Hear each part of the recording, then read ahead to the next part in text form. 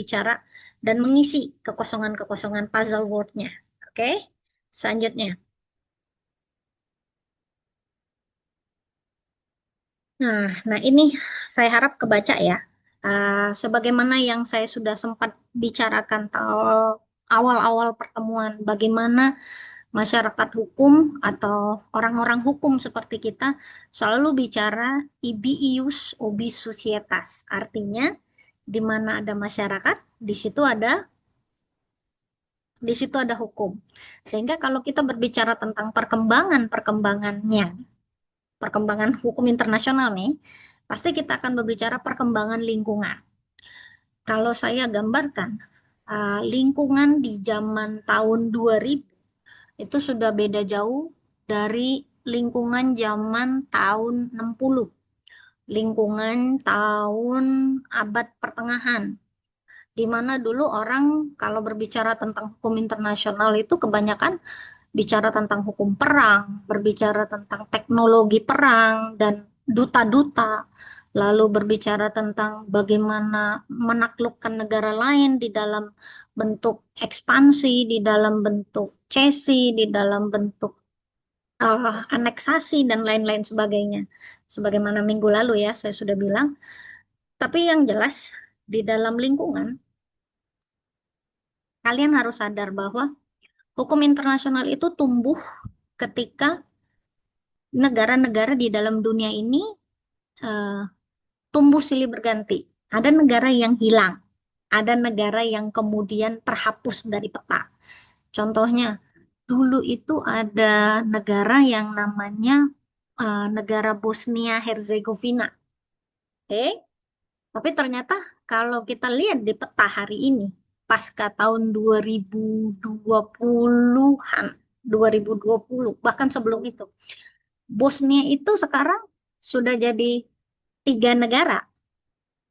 Ada Bosnia, Herzegovina, Slovenia, Slovak, dan lain-lain sebagainya. Jadi negaranya Bosnia Herzegovina itu sendiri, Bu, hilang.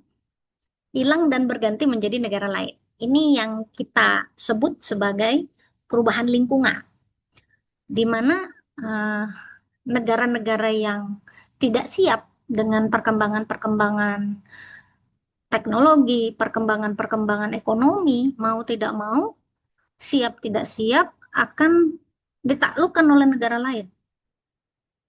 Ini bukan masalah perang saja, tapi memang seperti itulah dampaknya bahwa negara-negara yang lemah, negara-negara yang cenderung banyak masalah, itu biasanya akan hilang dengan sendirinya.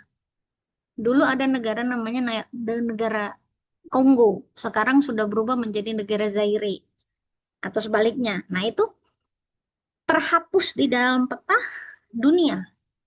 Lingkungannya hilang, masyarakatnya ada, tapi negaranya tidak bisa dikatakan sebagai negara yang dulu. Nah, ini menyebabkan hukum internasionalnya berubah. Oke? Nah, selanjutnya, tunggu dulu. Jangan cepat-cepat, jangan cepat-cepat. Balik lagi. Kalau kita bicara perkembangan tadi yang masih yang tiga pola tadi sebelum ini. Nah, kalau tadi perkembangan lingkungan, ada juga perkembangan masyarakat dunia.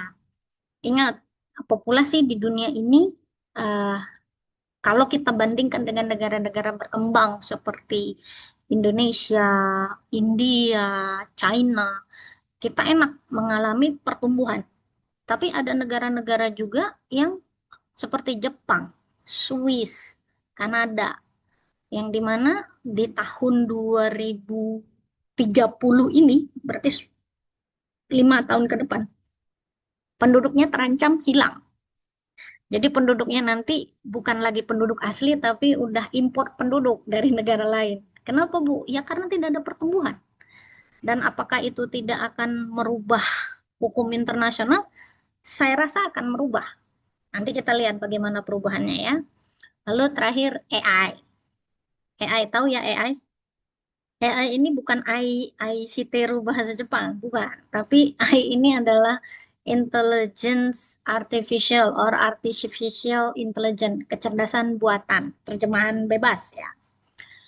Eh, Dulu orang tidak pernah berpikir AI itu akan berubah menjadi satu subjek hukum yang membuat perubahan di dalam hukum internasional. Dulu orang tidak berpikir mobil bisa jalan sendiri, helikopter bisa jalan sendiri. Dan bagaimana kalau perkembangannya nanti digunakan untuk tujuan-tujuan yang tidak baik? Contoh, ada pesawat AI dipakai untuk mengebom negara lain. Nah, itu tanggung jawab siapa? Tanggung jawab AI atau tanggung jawab siapa?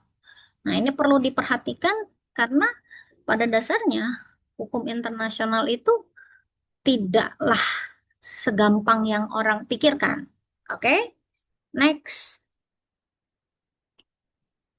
Nah, ini ada beberapa konvensi. Silahkan kalian buka HP masing-masing, boleh cari. Ini saya sudah bahas minggu lalu, konvensi Hayes. Konvensi Hayes adalah konvensi kabut dalam bahasa Indonesia. Nama resminya konvensi kabut yang diratifikasi oleh 6 dari 10 negara ASEAN karena ini tuntutan. Tuntutan dari mana, Bu? Tuntutan dari negara-negara maju yang merasa negara-negara di Asia Tenggara itu ternyata merupakan negara-negara yang banyak menyumbangkan polusi. Apa hubungannya, Bu, Hays Convention ini dengan hukum internasional? Jadi, dulu ternyata bisa nih membangun candi atau membangun kuil sebagus ini. Tapi karena perang tidak pernah ada bukti nyata. Ya, seperti kalau kita bicara Candi Borobudur lah di Indonesia. Misal amit-amit Indonesia peranglah dengan negara X. Lalu Candi Borobudur dihancurin. Bingung nggak nanti kamu ngejelasin? Oh, dulu di Indonesia tuh ada Candi Borobudur. Kayak apa bentuknya? Kira-kira begini. Ini maketnya. Tapi hancur. Bendanya nggak ada, kuilnya nggak ada. Susah nggak? Nah, itu dampak perang yang tidak pernah terpikirkan. Lalu apa hubungannya dengan konvensi Hayes? Hayes ini kan konvensi pertama setelah tahun 2000-an yang berbicara tentang lingkungan. Jadi kalau kita berbicara tentang perlindungan hukum itu bukan cuma buat orang-orang saja, tapi termasuk juga buat lingkungan. Buat lingkungan. Oke? Sehingga eh, kalau kita bicara tentang lingkungan zaman now, lingkungan zaman hari ini itu betul-betul di preserve, di semampu mereka, disimak, dihemat-hemat supaya apa? Supaya nanti anak cucu bisa lihat. Itu sih intinya. Lalu ada konvensi pekerjaan terburuk untuk anak-anak. Kenapa, Bu, ada konvensi ini? Jadi ceritanya di dunia barat dan di dunia timur itu ada perbedaan persepsi bahwa di dalam dunia barat anak-anak itu harusnya tidak bekerja. Anak-anak itu harusnya tidak usah mikir apa-apa karena memang tujuannya anak-anak adalah belajar. Sementara di dunia timur termasuk Indonesia, anak-anak itu bisa bekerja. Contoh, ada anak yang bekerja membantu ibu atau membantu ayah demi mendapatkan penghasilan. Itu salah atau enggak? Menurut Merta? Merta? Aku, Iya. kalau menurut aku salah. Kenapa? Karena memang seharusnya anak-anak kalau misalnya kecil dia tuh emang harusnya sekolah, bukan berkeliaran di jalan atau minta-minta uang atau ngapa-ngapain. Even though itu buat bantu orang tuanya, tapi pendidikan buat aku, buat anak tuh nomor satu. Oke, ada yang lain yang bisa bicara dari sisi lain? Coba. Kan ini tadi nggak setuju ya. Tar. Jangan cepet-cepet dulu. Nanti hilang Pencet. kejutannya. Nah, ayo. Saya, Bu. Ada yang lain? Ya, silakan Akmal. Menurut saya sih, Bu, tergantung kondisi keluarganya, Bu. Iya, Eh, Mungkin aja anak-anak itu bekerja untuk eh, membantu keluarganya untuk saling saling menguntungkan, bukan saling menguntungkan, saling membantu gitu loh, Bu. ya. Ya, kita nggak bisa seperti Mertal juga ya bicaranya 100%. Di Indonesia itu nggak anti anak-anak bekerja loh. Di Indonesia itu anak-anak boleh bekerja, bekerjanya tapi nggak sama seperti orang dewasa. Contoh, ada anak yang membantu orang tua kerja di toko. Orang tuanya buka toko, lalu anaknya jaga toko. Itu perbudakan atau bagaimana menurut kalian? Ayo.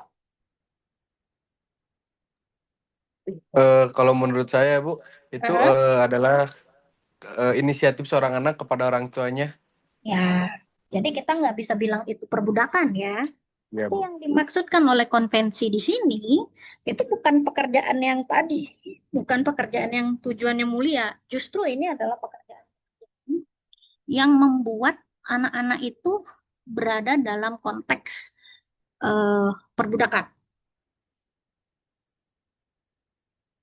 Ambil contoh, ini saya nggak usah sebut Indonesia sebelah mana ya, tapi saya tahu persis bahwa anak-anak Indonesia katanya di tahun 60-an, tahun 60-an, bayangin ya, tahun 60-an, sudah ada anak-anak yang bekerjanya itu 18 jam sampai 24 jam, 18 jam sampai 24 jam. Kebayang nggak? Berarti sehari itu hanya 4 jam sampai 5 jam untuk istirahat, ya. Dalam kondisi kayak begini, dalam kondisi yang kayak begini, itu termasuk dalam konvensi pekerjaan terburuk untuk anak. Jadi, kalau dibilang konvensi pekerjaan terburuk untuk anak itu, maksud konvensi ini apa, Bu? Maksudnya adalah melarang supaya anak-anak itu jangan terlibat dalam kurang lebih ya, kurang lebih 12 tipe, 12 tipe pekerjaan yang buruk untuk anak-anak. Contohnya apa, Bu? Ya, tadi eh, kalau pekerjaan itu mempekerjakan anak-anak bekerja lebih dari 6 jam non-stop. 6 jam non-stop. Itu sudah dianggap perbudakan. Terus pekerjaan yang tidak memberikan hari libur yang jelas. Hari liburnya harus jelas. Terus pekerjaan yang tidak mempunyai kontrak kerja. Terus pekerjaan yang merupakan eksploitasi anak. Eksploitasi anak di sini eksploitasi seks, eksploitasi ekonomi, eksploitasi kesehatan. Ada, saya nggak akan sebut bentuk eksploitasi-eksploitasinya, tapi yang jelas pekerjaan dengan eksploitasi itu pada dasarnya merupakan pekerjaan yang terburuk untuk anak-anak. Lalu ada Undang-Undang Pengadilan HAM. Undang-Undang Pengadilan HAM ini awalnya tidak ada di Indonesia. Justru orang Indonesia tuh buta. Kayak apa sih sebetulnya Undang-Undang HAM itu? Nah, tapi di tahun 2000 semenjak kejadian bom Bali 1 dan bom Bali 2, mau tidak mau kita harus punya pengadilan HAM. Karena waktu itu ada tuduhan dari Amerika yang jadi korbannya padahal orang Indonesia juga banyak. Kebetulan itu terjadi di Bali, korbannya banyak orang luar negeri. Nah, di situ Indonesia dituntut. Kalau kalian tidak bisa atau kalian tidak mau, kalian kena sanksi. Makanya Indonesia buru-buru buat. Ini saya ingat betul nomornya, nomor sekian tahun 99 dan disahkan untuk berlaku tuh tahun 2000. Menghadirkan tersangkanya, tersangka bom Bali 1, tersangka bom Bali 2, kecuali otaknya. Karena otaknya ketangkap di Thailand waktu itu. Dan masih di Amerika sampai hari ini. Lalu ada konferensi Palermo. Konvensi Palermo ini adalah konvensi untuk kejahatan-kejahatan transnasional yang turut menyumbang 3 atau 4 asas baru tentang kejahatan transnasional. Kejahatan transnasional itu apa sih, Bu? Kejahatan-kejahatan yang melewati batas-batas negara. Contoh yang paling heboh yang barusan terbuka di Asia Tenggara itu judul online. Nah, terus perdagangan organ. Ini ternyata cukup mengejutkan ya. Eh, yang mesen di mana, yang jadi korban orang TKW Indonesia, dan tiap tahun korbannya yang ketahuan cukup banyak dan mengerikan. Kemarin tuh tersangkanya banyak ketangkep yang di China, dan China langsung nggak main-main karena itu merupakan terbukti warga negara China, nggak ada ampun, hukumannya mati. Sementara yang di Indonesia sendiri, pelaku turut terlibatnya Indonesia tuh kita belum tahu akan apa. Padahal konvensi Palermo dan Indonesia juga ikut meratifikasi, kita masih bingung apa pemberlakuan hukumannya untuk para pelaku yang asli Indonesia. Lalu ada Undang-Undang Perjanjian Internasional. Ini tahun 2000 mengatur bahwa pun nanti di depan akan ada banyak jenis perjanjian-perjanjian internasional, mau bentuknya digital, semi digital, kontrak baku, tidak kontrak baku. Kita ikutnya ke sini. Undang-Undang Perjanjian Internasional, di mana asas yang paling tertinggi adalah asas nasionalitas. Jadi kedaulatan negara tidak boleh terabaikan, pun kalau ada orang mau ngajak kerjasama. Itu hukumnya wajib di dalam hukum Undang-Undang Perjanjian Internasional. Nah, pertanyaan selanjutnya, implikasi daripada semua konvensi ini apa, Bu? Oke, next slide. Next slide. Next slide. Nah, ini pertanyaan pertama. Ada yang bisa menebak kira-kira asas-asas apa yang berubah di dalam hukum internasional? Yuk.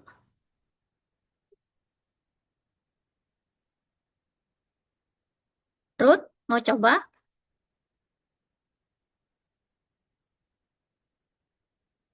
Yuk, ini harus diisi nih. Yang kosong-kosong ini, asas-asas apa saja yang berubah? Tadi ya, tadi kan ada konvensi nih, sebelum ini nih, slide-nya nih. Kira-kira ada asas-asas apa aja yang tadinya berubah? Yuk. Ibu, Nah, coba, tua. kalau kalau asas teritorial masuk gak, Bu? Ya, dulu asas teritorial. Sekarang, Sekarang sebentar, sebentar, sebentar. Saya stop dulu, atau ada yang, bentar, kita selesai dulu, nanti kita lanjutkan, link Zoom-nya tetap sama ya, oke? Diperingatkan tuh, ditegur secara keras itu nggak suka. Sementara buat, ya jangankan kalian ya, Budian aja kalau ditanya, Budian dulu pernah nggak dimarahin sama dosennya? Oh sering, sering. Karena eh, mindset orang Asia, mindset orang Timur tuh. Ya kalau ada orang salah, justru kalau nggak ditegur tuh aneh. Itu namanya pembiaran. Ya, saya nggak kebayang nanti kalau anak-anak di Indonesia sudah berani ngomong sama orang tuanya berbalas jawaban. Misalnya nih, ya, kamu nih, Alek ya, udah jadi bapak, udah jadi ayah. Tahu-tahu anakmu dengan berani ngomong, iya Lek, chill Lek, nggak usah, nggak usah marah Lek, biasa aja. Gimana coba? Padahal kita udah jelas-jelas marah tuh karena ingin ingin memberikan pengarahan gitu. Kan jadi lucu ya kalau bukan ditegur ya. Nah ini mindset yang berbedanya itu loh. Nah, kadang-kadang saya juga apa ya menjelaskannya rada-rada, duh, ini ngerti nggak ya gitu loh. Konsep HAM-nya tuh berbeda. Dan seolah-olah orang Barat tuh menganggap mereka lebih pede tentang HAM, lebih ngerti tentang HAM daripada orang Asia. Orang Asia tuh nggak ngerti HAM, sehingga harus diajari. Nah ini kan bahaya ya sebetulnya ya. Sepertinya kita tuh nggak ngerti HAM. Nah ini, nanti boleh ditanyain deh sama dosen HAM. Udah dapet belum HAM? Atau lagi ngambil? Oh belum ya, nanti. Disimpan pertanyaannya untuk pengajar HAM berikutnya. Yo, ada lagi? Yang dua nih, kalau enggak nih jadi tugas nih, atau jadi bahan ujian nih. Yuk, kira-kira apa aja pengaruh terhadap sistem hukum gara-gara perkembangan hukum internasional? Tadi bagus ya, ada pengadilan HAM, terus ada asas-asasnya yang nambah, Bu. Apalagi?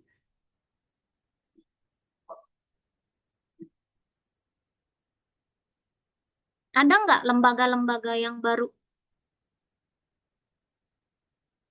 berdiri di Indonesia? Tadinya nggak ada tuh, tapi gara-gara gara-gara perkembangan hukum internasional, jadi sekarang ada. Ada nggak? Ada yang sudah ngambil HKI, kekayaan intelektual? Belum ya? Atau lagi? Lagi, Bu. Lagi. Nah, dulu zaman tahun 60, nggak usah zaman tahun 60, Bu. Tahun sekarang aja. Ini benar atau enggak? Nanti boleh tanyain ya sama temannya. Orang Bali. Orang Bali kalau bikin karya karya patung, masterpiece ya, dia bangga banget kalau patungnya tuh ditiru sama orang.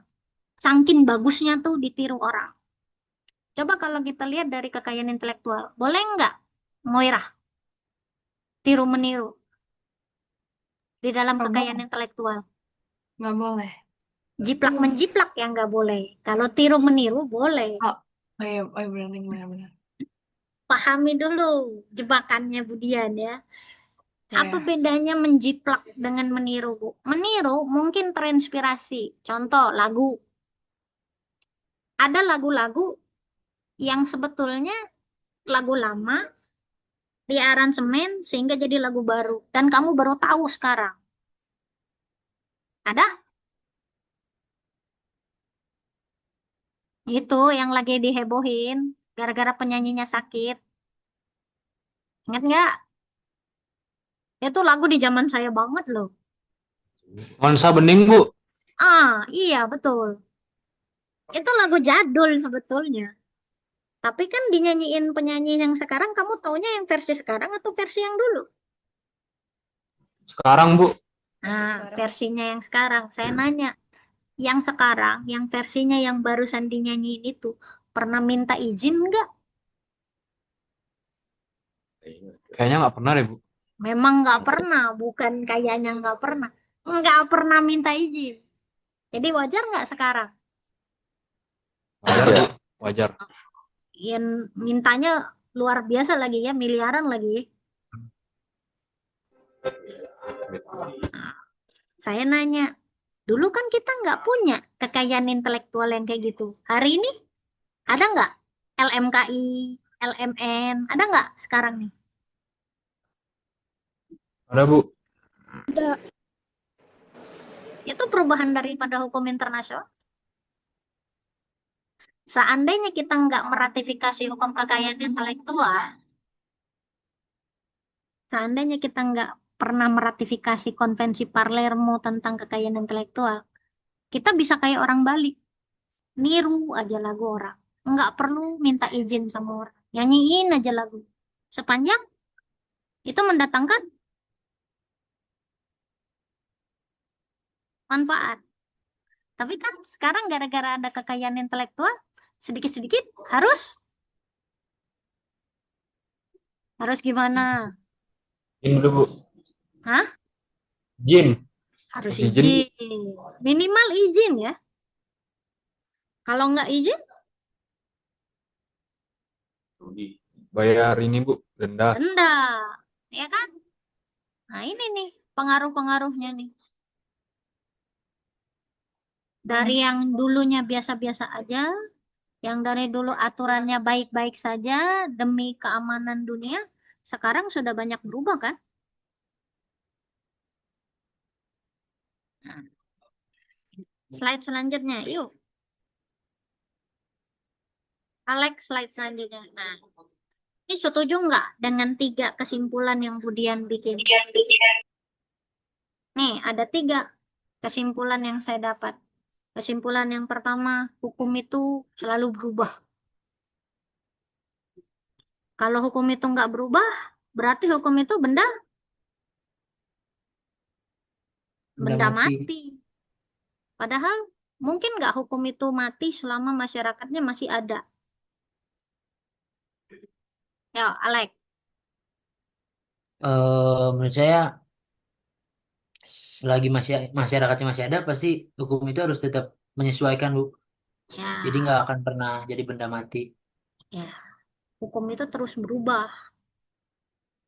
Jadi kalau ada dulu pepatah yang mengatakan tidak ada yang abadi, segala sesuatu berubah, yang abadi adalah perubahan itu sendiri. Ya betul, termasuk hukum nih. Hukum selalu berubah. Cuman pertanyaannya sekarang, nih, mohon dipikirkan juga ya buat semua. Apakah hukum yang berubah itu berubah jadi lebih baik atau jadi lebih jahat? Ya, kasih contohnya sama Budian. Yo,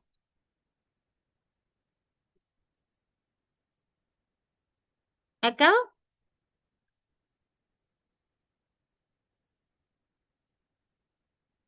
Yo, Ekel? Ya, Bu. Menurut kamu Bu, perubahan hukum itu makin lama makin baik atau makin tidak baik? Kalau menurut saya eh, semakin baik, Bu. Karena tujuan diperbarui itu tujuannya untuk semakin baik, bukan semakin buruk gitu, Bu.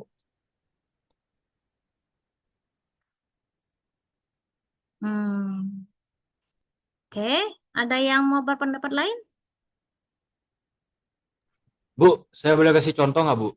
Boleh, boleh Contohnya dong. Undang-Undang ITE, Bu, yang Hah? pencemaran nama baik.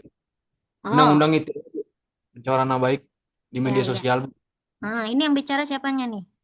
Saya Eh, Bu Gerald, Bu. oke, Gerald, silakan Gerald. Yuk. Itu udah tadi, Bu, maksudnya saya Undang-Undang ITE tentang pencemaran nama baik, Bu. Ya, sekarang itu tambah baik atau tambah buruk? Yuk, dipikirkan yuk. Perubahannya tambah baik atau tambah buruk yuk. Kalau menurut Izin, Bu. saya tambah baik, Bu. Hah? Kalau menurut saya tambah baik, Bu. Yakin? Soalnya kalau dulu mungkin orang belum paham dengan media sosial, Bu. Kalau sekarang Mhm. udah mulai paham dan banyak yang menyalahgunakan, Bu. Mhm. Jadi kamu setuju? Dikit-dikit orang bisa dilaporkan gara-gara pencemaran nama baik. Setuju, Bu. Kalau Waduh, dia berlebihan. Contohnya, Bu, misalnya yang mengejek presiden, Bu. oke. Yang Ya, itu isu sensitif ya. Tadinya orang nggak ngerti tentang pencemaran nama baik. Kenapa? Orang Indonesia ini kan lama, lama 32 tahun itu serba dibungkam. Generasi saya tuh banyak banyak dilarang ngomongin pemerintahan. Kenapa? Karena pemerintahan itu menurut mereka tuh ya urusan pemerintah. Kalau urusan anak muda, waktu itu kan saya masih muda ya. Sekarang mah udah usia, Bu. Jadi dulu orang berpikir yang jadi urusan pemerintah biarin aja pemerintah. Sehingga kalau ada sedikit-sedikit yang membicarakan pemerintah dianggap wow mencemarkan nama baik pemerintahan. Nah, tapi kan sekarang sudah bukan zaman itu. Sekarang dikit-dikit anak mungkin baru kemarin pegang HP, mungkin dia terpengaruh dengan lingkungan sekitarnya kurang pro sama pemerintahan, wah udah mulai tuh jadi buzzer, buzzer tapi jelek-jelekin pemerintah. Iya nih, ijazah palsu, BBM dioplos, apalagi, dan bla bla bla dan bla bla bla dan bla bla bla. Belum lagi ngata-ngatain pemerintah yang beginilah, yang begitulah. Jadi menurut Gerald ya, ini udah lebih baik, Bu. Udah diatur. Ini pengaruh positif, Bu. Padahal di luar negeri justru kebalik. Di luar negeri orang justru menentang undang-undang pencemaran nama baik. Kenapa? Undang-undang ITE pencemaran nama baik itu dianggap tidak akan membuat orang jadi lebih lantang bersuara, justru merepresif orang. Nah, jadi ini bagaimana, Bu? Ya, nggak bagaimana-bagaimana, tapi ya itu tadi ya, hukum selalu berubah. Nah, ini monggo dijawab. Hukum yang baik adalah bla bla bla bla bla bla bla. Yo, Angelina, Angelia. Hukum yang baik itu hukum yang bagaimana, Angelia? Yo. Eh, hukum yang baik itu hukum yang eh, Ayo, jangan lama. mengikuti. Hukum yang baik itu kayak misalnya perubahan hukum sekarang kan Bu atau bukan? Kayak gimana sih maksudnya Bu? Loh, kok nanya? Em, hukum yang baik itu hukum yang bisa membuat sekuatnya merasa adil dan akan segala perbuatannya Bu. Oke, hukum yang adil yang bisa menjawab semua permasalahan masyarakat. Oke. Kalau Rosi, hukum yang baik itu hukum yang mana? Cepetan yuk. Menurut aku kayak hukum yang baik itu yang dapat ditegakkan dan berpihak baik untuk kepentingan masyarakat. Oke, hukum yang peduli ya. Hukum yang peduli. Hukum kemanfaatan. Oke, nggak apa-apa. Nah, kalau menurut Juan Gobel, yuk, hukum yang baik itu hukum yang mana? Kalau menurut saya, Bu, hukum yang baik itu hukum yang memenuhi rasa keadilan sesuai dengan nilai-nilai yang ada di masyarakat dan juga hukum yang bisa mengikuti perkembangan zaman, Bu.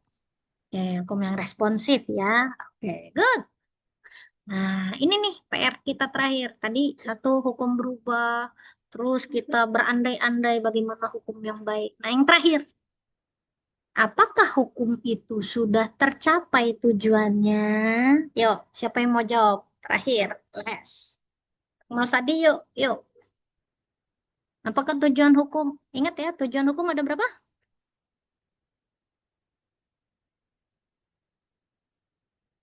Tujuan hukum ada 3.